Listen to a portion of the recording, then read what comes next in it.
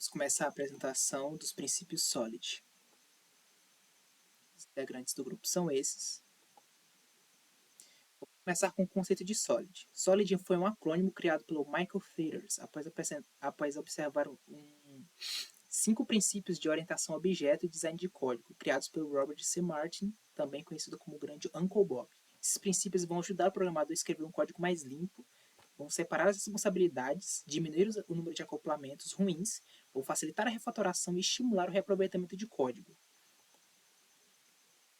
Estes são os 5 princípios de PO compostos do SOLID: o Single Responsibility Principle, o princípio da responsabilidade única, o Open Closed Principle, princípio aberto e fechado, Liskov, Substitution Principle, o princípio da substituição de Liskov, Interface Segregation Principle, o princípio de segregação de interface, e o Dependency Inversion Principle, o princípio de inversão de dependência. Primeiramente, vamos começar com o Single Responsibility Principle. É um princípio de responsabilidade única, uma classe que ela consiste em, diz que uma classe deve ter apenas um e somente um motivo para mudar. Esse princípio declara que a classe deve ser especializada em um único assunto e possuir apenas uma responsabilidade de software. A classe deve executar uma única tarefa ou uma única ação. Agora eu vou mostrar o exemplo explicado pelo Matheus. Aqui no exemplo, nós podemos ver que a classe pessoa, ela tem dois métodos, a full name, que retorna o nome completo, e o full address, que retorna o endereço completo. Como a gente pode ver, elas fazem uma única coisa, que é retornar os respectivos dados de cada uma. No caso, o nome e o outro, o endereço. Pode ir.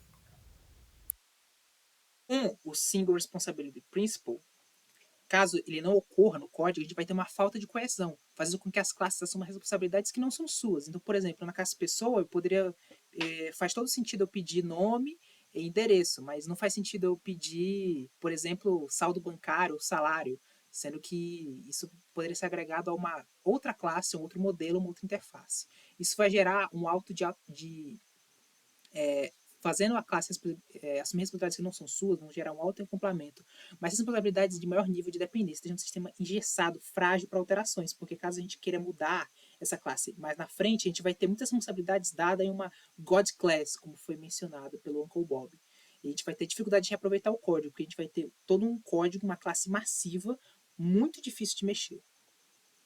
O segundo conceito do SOLID é o Open Closed Principle. O princípio do aberto e fechado, ele diz que os objetos e entidades devem estar abertos para extensão, mas fechados para modificação. Ou seja, quando novos comportamentos e recursos precisam ser adicionados no software, a gente tem que estender e nunca alterar o código-fonte original, pois, dado esse que ele já funciona.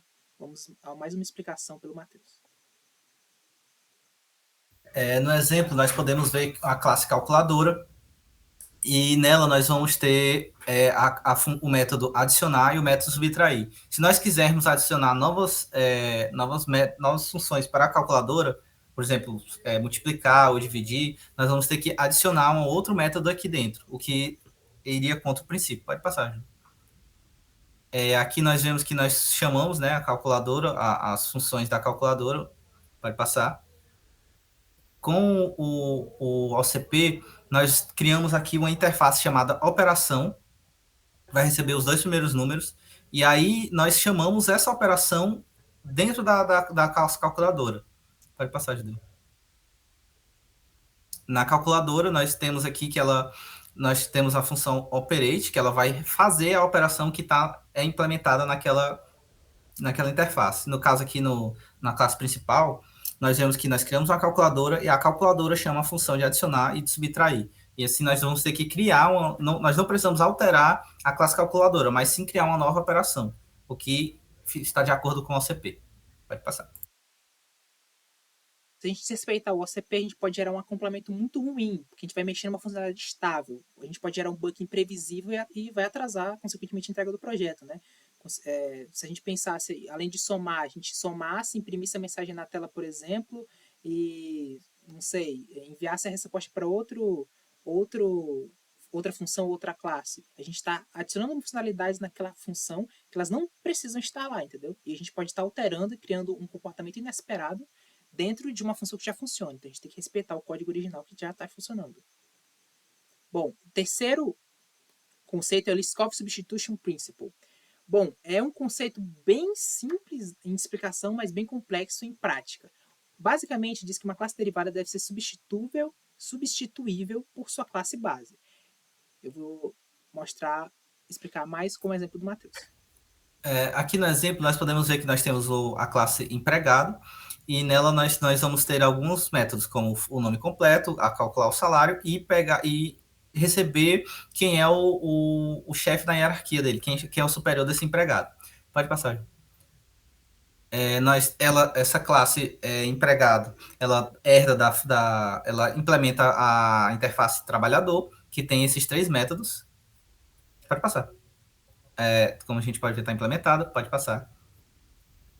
Só que se nós quisermos criar o CEO, ele não tem como implementar o worker, porque ele não vai ter alguém acima dele na hierarquia, porque ele está no topo da hierarquia. Pode passar. Então, para isso, nós temos que criar uma nova interface owner que tem somente o nome e o calcular salário. Nós, inclusive, podemos criar uma outra interface que tenha só os dois primeiros métodos, e em seguida criar o owner só com que eu não vou precisar desse método. Pode passar, né? Bom, se a gente obedecer o Lisp, basicamente a gente vai garantir que a gente não vai ter risco de sobrescrever ou implementar um método que não faz nada, como era o caso do retorna chefe superior, né? Já que o CEO ele não tem mais ninguém acima dele. A gente também pode evitar lançar uma exceção inesperada no sistema e retornar valores diferentes dependendo da classe base, né? O respeito ao LSP ele vai refletir um bom acoplamento no projeto de software, já que a gente vai respeitar as classes e as heranças com o comportamento esperado que a gente tinha programado inicialmente. Bom, o quarto é o Interface Segregation Principle. O princípio de segregação de interface diz que uma classe ela não deve ser forçada a implementar interfaces e métodos que não irão utilizar. Esse princípio diz que basicamente é melhor criar interfaces mais específicas ao invés de termos uma única interface genérica, grande, com muitas funções e funcionalidades. É algo que reflete diretamente no primeiro princípio. Aqui no exemplo do ISP, nós usamos exatamente o mesmo exemplo passado, porque ele mostra exatamente isso. Nós teríamos que forçar o CEO a entrar na interface worker. E isso iria quebrar o princípio. Por isso, nós criamos uma outra interface chamada Owner, porque aí nós podemos colocar o CEO nessa nova interface, impedindo que quebremos o princípio do ISP. Pode prosseguir. Bom, basicamente, se a gente definir interfaces mais específicas, a gente vai ter uma coesão melhor, um acoplamento bem mais definido dentro do projeto, já que a gente não vai evitar as classes terem funções que não estão dentro da área de escopo delas. Além de a gente garantir que não tenha classes que não tenham métodos que eles não vão usar. O último é o Dependency Inversion Principle, diz que os módulos de alto nível não devem depender de módulos de baixo nível, ambos devem depender de abstração, e as abstrações não devem depender de detalhes. Detalhes devem depender de abstrações. É um outro conceito muito amplo, mas que é muito mais prático no exemplo que a gente vai mostrar a seguir. Esse é um conceito bem complicadinho, até para a gente entender. Então, vamos lá. Nós temos aqui a classe cliente, ela tem um nome, um e-mail e o construtor, pode passar.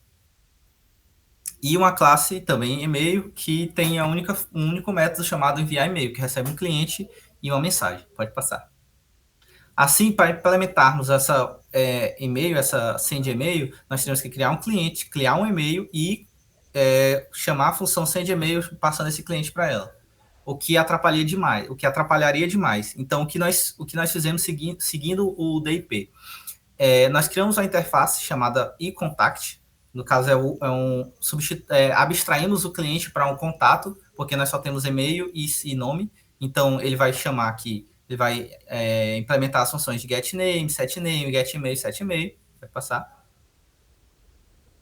E aí nós implementamos isso no cliente. Pode passar. E criamos o eMessenger, que que pede no contrato a função send e-mail, que ela chama um e-contato, e uma mensagem. Vai passar. E implementamos ela no e-mail. Assim, em vez de chamar um cliente direto, nós chamamos a interface e-contact. Aqui nós podemos passar qualquer tipo de contato, seja o cliente, seja o empregado, seja o dono da empresa, enfim, pode passar. E por fim, nós criamos uma classe Factory para retornar os clientes e o cliente, e-mail e qualquer outra classe que nós precisamos instanciar. Pode passar. Assim, na hora de chamar, de implementar de novo o e-mail, aquele método send e-mail, criamos aqui a interface contact, criando o cliente, e aqui nós chamamos ela através do Factory. Fazemos o mesmo com o Message, criamos um e-mail aqui chamando o get, o Factory, para pegar um e-mail, e aqui nós finalmente chamamos o método send e-mail. Assim nós desligamos esse código da dependência desse código das classes de baixo nível. Bom, a direção do DLP a gente respeita o acoplamento, já que o nosso módulo iContact ele pode ser contactado eles pode ser um contato qualquer. E aí, com esse nível de abstração, a gente, além de preservar os dados, a gente respeita o acoplamento, garante um acoplamento melhor, e a gente também tem a capacidade de reutilizar o código, né? Já que caso esse iContact mude, né, a gente mude o contato ou mude a forma de e-mail para mensagens de outro tipo de natureza, fica muito mais fácil a gente reutilizar esse código. As referências que a gente utilizou, e muito obrigado por assistir. Obrigado.